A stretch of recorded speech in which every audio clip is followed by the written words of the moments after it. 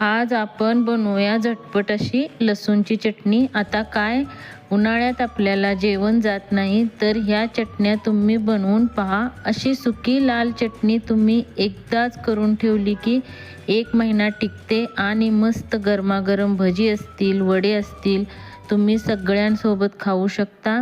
शिवाय एखाद्या दिवशी भाजीला काही नसेल तर तुम्ही गरमागरम चपाती भाकरी बरोबर तुम्ही खाऊ शकता। मुलांनाही चपातीचा रोल करून दिला तर मुलांना आवडेल। शिवाय पौष्टिकच आहे आणि मस्त आहे, डब्यालाही देऊ शकता। रेसिपी बघायची आहे तर संपूर्ण पहा। रेसिपी आवडल्यास लाईक, शेअर, सबस्क्राईब करा आणि हाईपचं बटनही दाबा। चला तर आपण रेसिपी पाहूया। नमस्कार, स्वागत आहे तुमचं माझ्या स्वयंपाकघरात। आज आपण लसूण खोबऱ्याची चटणी पाहणार आहोत। त्याच्यासाठी मी खोबरं घेतलेलं आहे, पाऊण वाटी खोबरं आहे आणि पाव वाटी लसूण घेतलेला आहे, पाव वाटी शेंगदाणे, छोटी वाटी आहे, ही छोटी वाटी आहे म्हणजे हे अर्धी वाटी आहे, पण 4 चमचे सफेद तीळ घेतलेले आहेत, थोडासा कढीपत्ता आहे, स्वादानुसार नमक आणि लाल मिरची पावडर घेतलेली आहे। काश्मीरी लाल मिरची पावडर घ्या म्हणजे कलर चांगला येईल। जास्त तिखट पाहिजे असेल तर लाल मिरची पावडरही मिसळू शकता किंवा मिरच्या भाजून याच्यात मिसळू शकता। तर चला आपण हे आता भाजून घेऊया। इथे मी कढई तापत ठेवलेली आहे। सगळ्यात पहिल्यांदा तीळ भाजून घ्यायचे आहेत। तीळ ही चांगलं भाजून घ्यायचे आहेत। लय तापलेल्या कढईत तीळ टाकू नका नाहीतर करपतील। हे पहा, तीळ चांगले भाजलेले आहेत, असे चटचट वाजले पाहिजेत। काढून घेऊया। आता शेंगदाणे भाजून घ्यायचे आहेत, थोडेसे तेल टाकून भाजून घ्यायचे म्हणजे जास्त दिवस चटणी आपली टिकते।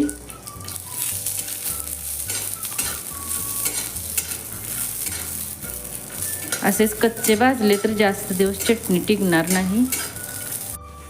शेंगदाणे भाजत आले की आपण याच्यातच कढीपत्ता घालणार आहोत। मी तर सुकलेला कढीपत्ता घेतलेला आहे, ओला असेल तर अजून चांगला भाजून घ्या त्याला। याच्यातच आता चांगलं भाजून घ्यायचं आहे। हेही चांगलं भाजलेलं आहे, काढून घेते आता याला पण। आता याच्यातच थोडं तेल टाकायचं आहे। तेल टाकले की लसूण भाजून घ्यायचं आहे। लसूणही चांगला भाजून घ्यायचा। थोडं तेल टाकून भाजून घ्यायचं म्हणजे चटणी जास्त दिवस चांगली टिकते। लसूण असा झाला भाजला ना की आता ह्याच्यातच आपण खोबरं घालणार आहोत। खोबरंही चांगलं भाजून घ्यायचं आहे। हे पहा, आता खोबरं आपलं भाजत आलेलं आहे। वाटलं तर तुम्ही अजून थोडं तेल घालू शकता जास्त दिवस टिकून राहण्यासाठी। जास्त बनवायचे असेल तर थोडं तेल वापरा। असंच आपल्या खोबऱ्यालाही तेल सुटते।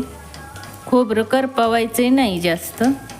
चला तर आता खोबरंही भाजलेलं आहे, काढून थंड होऊन द्यायचं आणि मिक्सरला बारीक करून घ्यायचे। मग थंड झालेलं आहे, थंड करून घ्यायचं याला आणि आता मिक्सरमध्ये बारीक करून घ्यायचं आहे। जास्त बारीक करायची नाही चटणी, मग छान लागत नाही। आता याला प्लस मोडवरती आपण भरडं करून घ्यायचं, जास्त बारीक पेस्ट करायची नाही। याच्यातच तुम्ही लाल मिरच पावडरही घालून बारीक करून घेऊ शकता।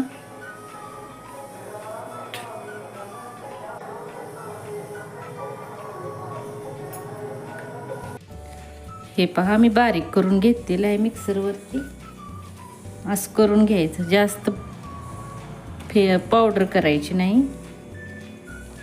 हे पहा, असं झालं पाहिजे। तर राहिलेले मी बारीक करून घेते।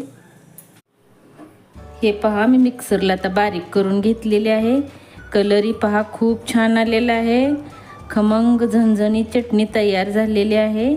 याला तुम्ही बाजरीच्या भाकरीसोबत, ज्वारीच्या भाकरीसोबत, चपातीसोबत खाऊ शकता। टिफिनमध्येही तोंडी लावण्यासाठी देऊ शकता।